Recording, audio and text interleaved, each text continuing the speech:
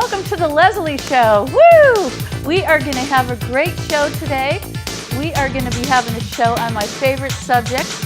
And can you guess what that is? Music, of course. I love music. A lot of you out there don't know, I used to be a rock and roll singer back in the 80s. Remember Blondie and Pat Benatar and Joan Jett? Well, that was me back in the 80s. Anyway, we have a great band today. They're up from Paso Robles. They're called Soundhouse. So I am just so jazzed to have them on our show. So let's give a nice welcome to Soundhouse. Woo!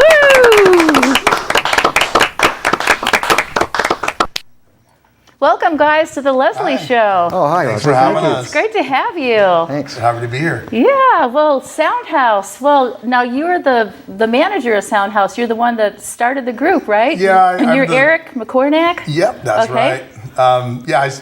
I'm the singer / manager / promoter, booker, and pretty much do all the day-to-day operations of trying to keep us busy and going. So. All right. Well, tell me, how did you end up starting up the group, and how long have you been together? Well, we've been together for about 9 years. Well, I should say the band's been around for 9 years. I was a drummer in a bunch of different bands growing up. I never even tried really singing other than backup or singing behind the drums. And I was in a band called Resonation, which is a reggae band, a band for a while called the JD Project. They're still around, both these bands, and a couple other bands that weren't so well known. And after I told myself at age 40 I haven't made it in the music business doing originals, and as much as we tried, I just sort of said I'm going to put down the drumsticks and try a cover band and maybe try singing. Okay. So we back in 2008, 2009, that's what we did, and we've been through quite a few different members over the years. In fact, I'm the only original member in Soundhouse. Okay. But the group I have now with Bales and our bass player Eric Pettit, who's an amazing bass player, and our great drummer Mike Morris, and myself, we're going stronger than ever. Great. So you're Bales Walker, right? Yes. And you're here. You're the newest one. That's right. From Idaho, is Yep. that right? Okay. Yep. Well, how long have you been in the band? Well, I've been in the band since last April, and it was just kind of a perfect storm the way it came together. You know, I had no intentions of even getting involved with the band in any way, shape, or form. It was just to come to visit a friend, and I figured, well, since I was in the area, word got around that they were looking for somebody, so I auditioned and they hired me. Okay. It was just like that, amazing. That's great. And we all fell into place because we lost our other guitar player. We parted ways, and we were going, what are we going to do? We have a bunch of gigs on the on the books. We gotta I gotta cancel them, which I hate doing, or we gotta find a guitar player. And Bales came in, auditioned, knocked it out of the park, and about 2 weeks later drove his car from Idaho with his gear and his luggage and joined the band. You can't get much more rock and roll than that, can you? Wow, that's awesome. So what type of music do you guys play? I know you said you're a cover band, so is that like a big variety? You do like 80s, 90s, or alternative, or what type of music do you do? Oh boy, you pretty much nailed it. All the above, 80s, 90s, 2000s. You know, that's pretty much our sweet spot. Okay. And so I think Mostly 80s. I mean, the thing is sorry to interrupt, but you're right. We do a little bit of everything from the 70s, 80s, and 90s, and some current stuff, which really isn't even current now. You think about it. I'm thinking 2004 is current. But we do mostly 80s. We try to do songs that aren't covered by every other band in the world. That's the cover band. We love Sweet Home Alabama. We love Mustang Sally, but a lot of people don't cover bands like the Cars. Right. We love doing stuff like that, or we do Bob Marley's song. We do Dirty Heads, which is the newest song we do from their group that's probably been around for about 10 years. Not even that probably, but we also we do a lot of 80s pop songs from Michael Jackson to Prince to Rick Springfield, to Zeppelin, to the Stones, Queen. Okay. So the thing is, try to do a variety that you can see in a room of people in their 20s to 60s that someone's probably going to be able to notice one of those or two of those songs, if not more. So, and pretty much all the songs we do are all hits that we think most people are going to recognize. Okay. Hi, my name's Bert Baumgartner. I'm a retired music executive, and one of the things that I really like are bands that make me smile, that make me dance, that make me sing along with them. And one of those bands that I found here on the Central Coast is called Soundhouse. I've worked with some of the biggest, greatest bands in the world, and I love to sing along. I loved bands that play straight rock and roll. And the band Soundhouse really got me going.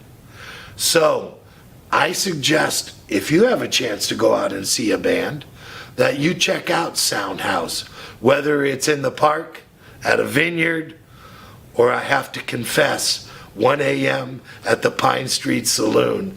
I love dancing, singing, and enjoying Soundhouse. So do you have a passion for like one particular song or another? Like I'm sure like a lot of them you play because other people really like it, so you play it. But like, what does your heart sing to? Do you have like a favorite? Like I love doing this song. You can answer that. Well, I've never been in a band that played Stone Temple Pilots before. And as a matter of fact, a lot of the things that we do, from a vocalist perspective, as you well know, there are certain artists that are really hard to get. And Eric he's actually the first male I've been in a band with that could sing AC/DC. Oh, really? My whole career, Eric's the first guy who could ever pull that off. And so that really impressed me. That's a tall amazing. order. Not many people can sound like AC/DC. It's definitely not an easy task. Me and one of my best friends, Kelly Otwell, who's in the band High Voltage, he was actually my first band I ever was in was with him, and he's he can nail it as well as anyone, so I'm not the best out there, but I try, but you gotta. That's the thing is being in a cover band, you gotta be diverse. You gotta be able to cover Journey and AC/DC, and then go do a Queen song, and then do an Alice in Chains song, and then a Stone song. And the thing is that people, a lot of cover bands get a very bad rap because they're just doing covers. Well, I think it's funny because I used to be one of those guys in my 20s who said that too. But you realize once you're in a cover band, if you do it right, it's one of the hardest jobs in the world because you're not just singing your songs and playing drums and guitar and bass. You got to learn styles of different. When you hear him do a Van Halen lead, and then come back and do a Hank Williams Jr. riff, and and I might be trying to sing a Journey song to a Queen song to a Pantera song. You got to be able to do that, Right. And a lot of original bands don't want to give people credit for that. They'll give you a hard time because you're in a cover band, and I get it because we're not writing so much anymore. I miss the creativity of being in an original band a whole bunch, but there's just no market. Unfortunately, it's hard to get gigs because clubs they want to hear songs that people are going to dance to and sing along to. And in fact, half our set list are songs I grew up really despising. And now you're now singing them. I'm singing them, and I love them. So that's what's really cool. I'm now loving these songs. So it's a weird, it's sort of weird how things evolve, Well, in that so way. did you start out like as a little kid when you were like 5 and 6? Did you already start liking music and like singing the songs, and you innately had the gift to sit there and play the guitar and the bass, or did you take lessons, or how did it all roll for you? Were you really young, or? Well, in my case, it was more of a case where my parents needed to find me something to do. When you're 12, 13 years old, as a parent, you try to get your child, sports, whatever, see what sticks. You try different things. And my parents they led me towards music. And but they did give me the option of what instrument I wanted to learn. I said, that's pretty hip, having parents that are like that. I said, so I went to hip. Hip's not hip, hip. Hip. Went to the music store in town and saw all the guitars on the wall, the electric guitars. I immediately pointed. And of course, my parents said, hey, that's great. here's something you can start with, typical little acoustical guitar, maybe $50 or something. Right. And so I was taking lessons for several years, and then I discovered rock and roll and playing with other people. And so that kind of got me away from the more, the learned Right. a part of the instrument. And but I was able to get all the tools that you needed, where everything is on the neck and all the mechanics of it. And I essentially was able, with the help of other people, playing along, you develop. And then the people you listen to and all that just kind of came together right around 13, 14 years old. And I knew this is what I needed to do. So you were also kind of born with a musical ear. You didn't rely on notes or anything. You could just really hear like the harmonies, the bass, and what all the different instruments were doing, basically? Yeah, I think that that isn't something I don't think I was taught. It just, like you said, I just developed it naturally. Uh-huh. Yeah, And I think you're born with it. I mean, Yeah. I never took lessons. I mean, as a drummer, I would put on my headphones and listen to Kiss, Van Halen, AC/DC, Aerosmith. My older brother, rest his soul, love you, Dan, he got me into good music, Zeppelin, and unfortunately, I missed the Stones and the Beatles by about probably 5-10 years. I love them, but I was more of an Aerosmith type,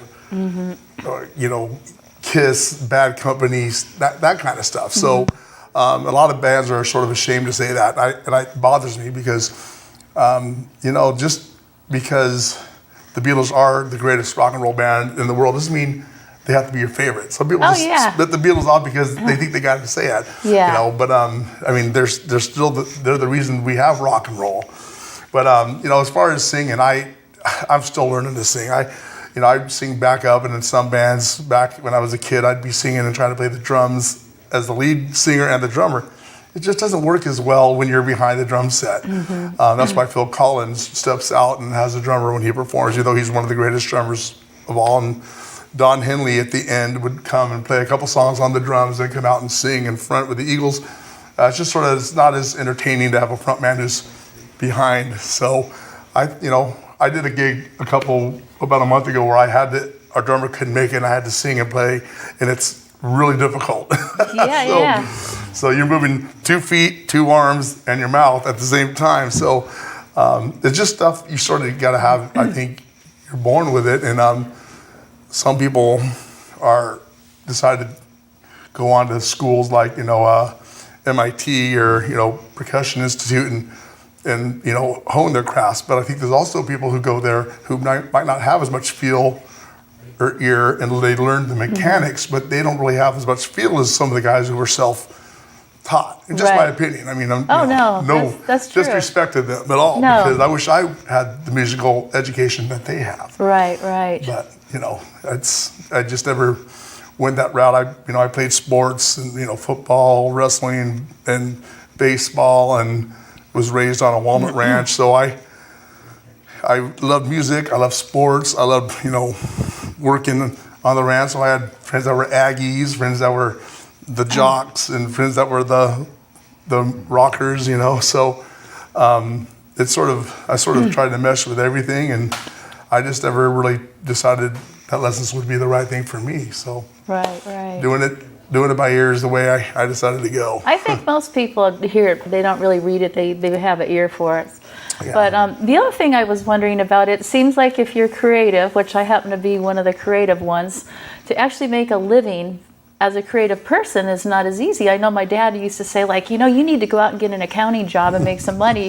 And I'm like, Dad, but I really love music. And he goes, yeah, try making money at music, a decent paycheck Especially at these it. And days, so, right? yeah, and a lot of people are hiring DJs. So I guess I'm wondering, can you actually make a decent living as a rock and roll singer? Or how does that work? Or do you feel like you get paid for your time? No, we don't. You can't go into this business, especially being in the cover band, unless you have a retirement or, I sell real estate. I own a small real estate company, Anchor Real Estate.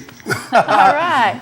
Plug. But I sell real estate mostly in the North County, Paso Robles, Atascadero, and I have a huge mortgage, and so the band money we get helps me, maybe buy some food or maybe you know, whatever. But there's no way I could make it on just that income. You know, Bales was retired from the military, so he's, you know. The secret is out. So you can kind of just I didn't play know for that. fun. Okay, so you can kind of play for fun. It's not like you have to have a gig or you're in big trouble. Well, yeah, along those lines. You know, retirement, you know, from the service, you don't get rich off of it, but it does help, obviously, you know. So how do you get your gigs anyway? Do you have a promoter, or do you promote yourself, or how does that work? That's me. Oh, you are the promoter. Okay. Yeah, I do. You know, sometimes gigs come to us. People will say, someone referred us, or we heard you in a club and we want you to play our winery, or would you be interested? And sometimes, you know, we got to hunt them down. Hey, there's a live music venue in San Luis that's now having live music, and so then I'll go send an email to the booking agent or to the club, and then you just hope they get back. And sometimes they do, sometimes they don't. Mm-hmm. You know, a lot of times they don't, and because they get flooded with hundreds of bands a day. You know, it's so hard because between DJs and here's the thing is I have no problems with DJs. I mean, there's definitely a place, and the younger generation seems to really love that that aspect of the music business than the live music. And that's too bad because it really hurts us as musicians because some places we used to play back in the 90s don't even have music anymore. There's DJs. Karaoke's real big now too, which is great. It's fun, but there's not a lot of places that really have live music anymore. So we love playing Harry's, and you know, we just played the last weekend, which was fantastic. And we'll play the Pine Street in Paso Robles. We just lost another music venue that we used to play for years, the Paso Robles Inn. It's a shame they decided to discontinue live music. And they've had live music since, you know, forever. Mm-hmm. So that happens, and I guess if it doesn't make financial sense to them, which I don't understand because they always seem to be busy, then you got to, maybe you got to make a move. So it is tough. Yeah, I can understand that. Yeah. I also have a showcase of talent, an annual showcase at the Radisson Hotel. So there's about 25 different musicians that are in my show, and most of them are one-man bands because they said, we've been in bands and you have no idea how hard it is to keep a band because of the, I guess you would say, egos or personalities and I don't know, disharmony and people not showing up, blah, blah, blah. So they become a one-man band. They've got their computer and that, so. Absolutely. Have you ever thought of that, or do you feel it's better to stick with a full band? The sound is so much better. I would quit before I ever, because the big experience of being in a band is being with, there's nothing wrong with that. In fact, my God, you have some of the greatest musicians in the world. You got Terry Lawless, who lives right here on the Central Coast, U2's keyboard player for I don't know how many years. Right. He's a one-man band. He's amazing. You got Louis Ortega. You got a bunch of great people, and that they have other projects, or maybe they don't want to deal with being in a band. It's a lot of work trying to get people on the same page. Let's rehearse. I got to do this with a wife, but to me, that's the best part is experiencing it with people that you respect and people you enjoy, playing music with. And that's why I do it. If I had to go out there and do it just for the money, where I don't do it for the money. It helps and pay for the thousands upon thousands of dollars we spend on equipment. And the thing is, but there's the same pay is being given to the bands as it was back in 1990 when I started this. I'm 48 years old, yes. Oh, 48. Seriously? Yeah, and so people don't realize that. You get somewhere at a club, say at 7:30, because you have a 9 o'clock start time. So you drive to the gig at 7:30, you set up your gear, do a sound check, I run sound. Then you start, and you play from 9, take some breaks until like 1:30, and then you pack up all your stuff, get home around 2:33 in the morning, and sometimes you're only getting $300-400 to split, and it's a lot of work. And it's a lot of people don't realize that, and I understand. You know, a beer used to cost $1, now it's $4. Yeah, yeah. And so the clubs aren't necessarily making more money, but it's tough because a lot of patrons don't realize, not because they're on purpose, but we have a tip jar, and it just doesn't cross their mind. I absolutely understand that, but you know, whenever we see someone come up with a $5 bill, we're thinking, hey man, that's a little over $1 a piece for us, you know. It's kind, you know, because we're working our butts off. And, oh, heck yeah. But we don't expect it. We don't expect it. This is nice to see. And sometimes you see people, I mean, we've had $100 bills thrown in there. It's like, you don't want to stop the show and give the guy a kiss or the gal, you know. Yeah. You know, but it's just, if you do it for the money, you probably aren't going to be happy. Right, exactly. So you got to do it for the passion, and I love performing. I know Bales does. He's such an amazing guitar player, and our drummer and bass player are so solid. Yeah. It's Eric, our bass player, is unbelievable, and man, our drummer Mike, being a drummer, he does some stuff that just blows my mind. And so you have a bass player like Eric, who does it all. I mean, he does funk, he does reggae, he obviously does rock. Then you got this guy on drums who keeps the beat down better than just about anybody. And with Bales, the band's actually complete. He comes from a long background of playing in corporate cover bands. We're like more of a party cover band. You know, we like to get the audience involved and have them sing the songs with us, and sometimes get on stage and do a shot, and have a beer with us. We're just happy that Sean from the Poorhouse let us do this tonight, and Andrew running sound, and we got Chris Edwards giving us some microphones. It's a big community effort, and we have a great bunch of fans and supporters, and we're lucky to be where we're at, and so we're looking forward to having a good night. It's great to have that as a fellow musician looking back and being proud of your band. Oh, I can imagine. Yeah. Heck yeah. So what are you guys doing now? Like, what do you see your future like? Do you have any gigs lined up, or? We have tons, yeah. I bet you do. So tell me about some of your gigs.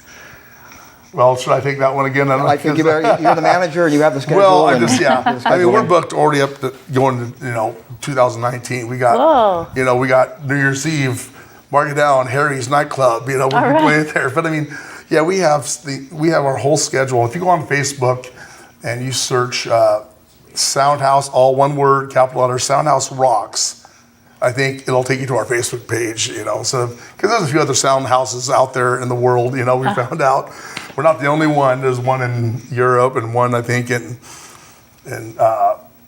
Czechoslovakia. So we're not even, there's a bunch of them, but our schedule's on there, and, I think we're at the Poorhouse in Paso on the 26th, and then back at Harry's during the day on Sunday, January 28th with Mean Gene, who I think a lot of people know, Gene Baker, who moved to North Carolina. He's coming back for the NAMM Festival, which is a big music festival, and they're going to play on Sunday night at Harry's, and we're going to play before him, and then part of all our buddies, because Gene's sort of a legend around here, and his band, Brian Monzel on the drums, and I think Kelly, who I mentioned before, is going to be singing, and probably a bunch of special guests. So 28th of January, which is Sunday, we start at 3. You guys should all come out and join the party. It'll be fun. Oh, that's You should come sing a song or two. Yeah. I'm serious. My favorite song is The House of the Rising Sun.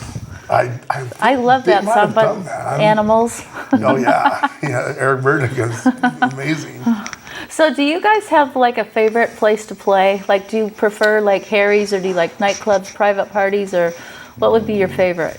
That's a tough one, because really, just if there's like one person there who's like, I'm there. It doesn't matter. You just get, I tell people, just give us electricity, we'll do the rest, Right. But I would say, since I've been here, I'm fond of Harry's. Was fond of Paso Robles Inn, and Rest in peace.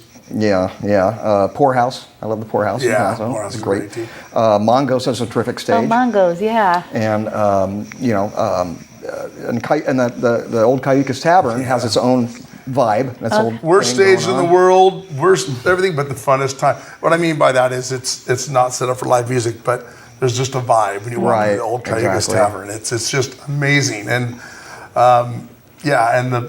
they treat you right there, and it's once again it's there's a lot of different places that stick out, but there's the new Slow Brew Brewing Brew, Company. yep. We played there a few months back, and it's we used to play at the old one. In fact, I recorded back in my Resonation days. We recorded our first live album up there upstairs at Slow Brew. Then they brought it downstairs, and we did a lot of things there. Then they moved it across the street, and we just played there. And amazing stage. We had a great time, and hope to get back in there soon. So. But yeah, Pine Street's always a great place too because it's our hometown bar, Okay. and I really like that, as well. So Well, we used to play at places, I don't know if you've ever even heard of these places, the Whalers Inn. absolutely. Okay, yeah, the Whalers Inn in the C Street South. Does that ring a bell? See, I don't know about that. I don't remember that name. Okay, and then Rick's Rancho.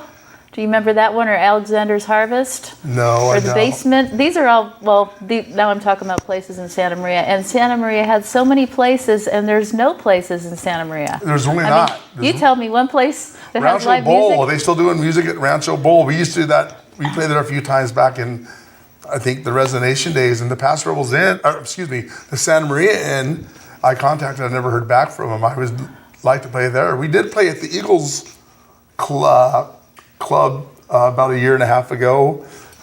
So that's about the only place I can think of. Yeah. Well, we need to get some more music in Santa Maria. We need to work on that, right, Dave? I think you guys do too, because we'd love to come down here. Well, they gave me the signal that we're just about finished. Is there anything you want to add before we close today? I just want to thank you for inviting us onto the show. This has been an amazing amazing opportunity, amazing time just talking music, and I can do it all day long. So Yeah, well, Thank this you. has been a blast. It's been great having you guys, and I'm cheering you on, and I'm going to come to your gigs. I'm going to check out, I'm going to check out your website and show up. hope And maybe so. sing The House of the Rising Sun. We'll put you to work. Okay, all right. Absolutely. Thank you It's so been so much. nice meeting you guys. Leslie, thank you. Thank Pleasure, you. Leslie. All right. All right. Thank you. Hey, thanks for joining us today, and I am excited as usual. You know me, Miss Excitable here, but I'm part of the Orchid Community Theater. We just started up and had our first play, and now we're going to have our second play called Mama Don't Fly, and it's really a funny comedy, and we're looking for people to try out to be in our show. And that's going to be coming up in February, and it's going to be on the screen, the dates and the times. So try out. Anybody between the ages of 20 and 100 years of age are invited. So anyway, don't let anybody, and I mean don't let anybody take your mojo. Have a beautiful day. Woohoo!